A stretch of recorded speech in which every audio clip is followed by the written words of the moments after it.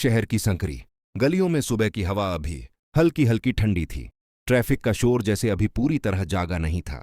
City square के पास खड़े दो पुलिसकर्मी, हारिश और मुनीर, रोज की तरह अपनी ड्यूटी संभाले हुए थे। दोनों में उम्र का फर्क था। हारिश 30 के करीब, तेज और कभी कभी थोड़े गुर्राने वाले।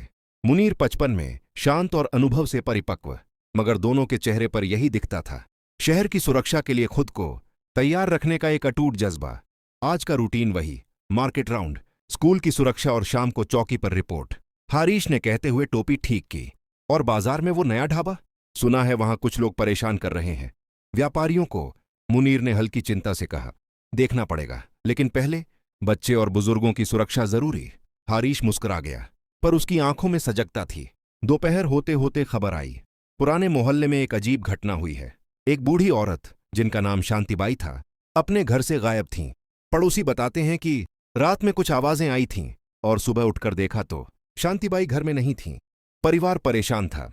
चौकी को सूचना मिलते ही हारिश और मुनीर तुरंत उस तरफ रवाना हुए। मोहल्ले में पहुंचे तो पूरा इलाका सन्नाटा लिए बैठा था। शांतिबाई का घर छोटी सी गली के अंत में था। लकड़ी का दरवाजा आधा खुला और आंगन में उनकी लकड़ी की कटोरी उलटी पड़ी थी। हारिश ने धीरे से कहा, किसी ने जोर से धक्का नहीं दिया, ऐसा लगता है कोई भरोसा करा कर गया है। मुनीर ने पास में लगे सीसीटीवी कैमरे की तरफ देखा, पर पुराना कैमरा था और रात का रिकॉर्ड नहीं बचा। तो सुराग कहाँ है? उसने पूछा। हारिश ने उसकी आंखों में देखा। दोनों की सोच एक हुई। हम पड़ोस वालों से मिलते हैं। छोटे छोटे सवाल। आखिरी बार किसने देखा? किसी ने अजनबी देखा? कोई आवाज सुनी थी क्या? पड़ोसियों की बातें अलग अलग थीं। किसी ने कहा शांतिबाई रात भर टीवी देख रही थीं। किसी ने कहा उसने पापा के नौकरी वाले लड़के को देखा। लेकिन जो सबसे काम का सुराग निकला, वह था शांतिबाई का पसंदीदा कमरा, जहां वो रोज अपने पुराने खत पढ़ती थीं। खतों में से एक पर स्याही से लिखा था, बेटा, अगर कुछ हो जाए तो चौकी को बताना।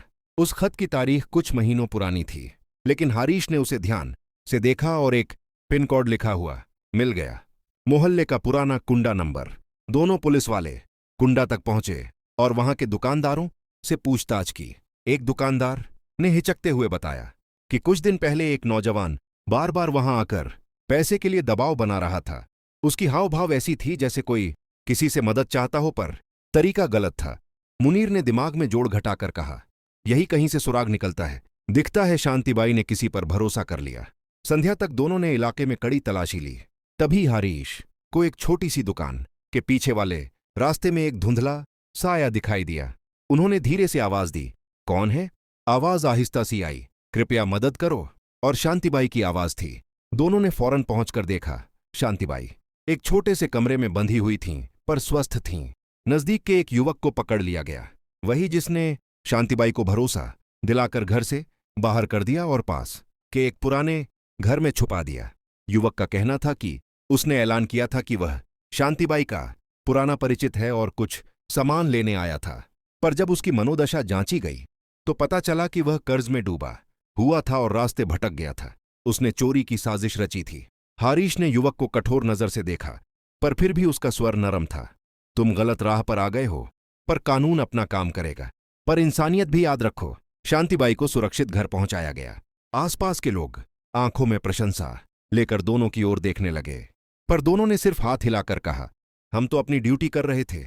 मुनीर ने शांतिबाई की दवा और खाना सुनिश्चित किया और हारिश ने पड़ोसियों से वादा लिया कि वे बुजुर्गों का ज्यादा ख्याल रखें। उस रात चौकी पर रिपोर्ट लिखते हुए दोनों ने चाय ली।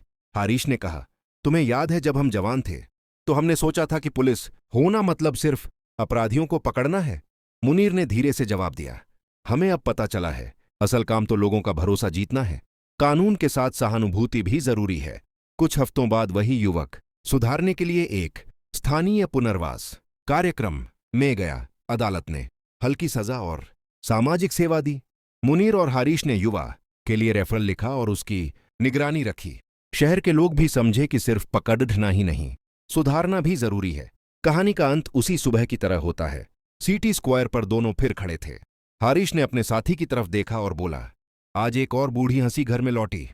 मुनीर हंसा और कहा, और इस शहर की दुनिया थोड़ी और सुरक्षित महसूस कर रही है। आज के लिए हमारा काम सफल रहा। दोनों ने टोपी सही की और जैसे रोज नई चुनौतियों को गले लगाने निकलते थे, वे निकल पड़े।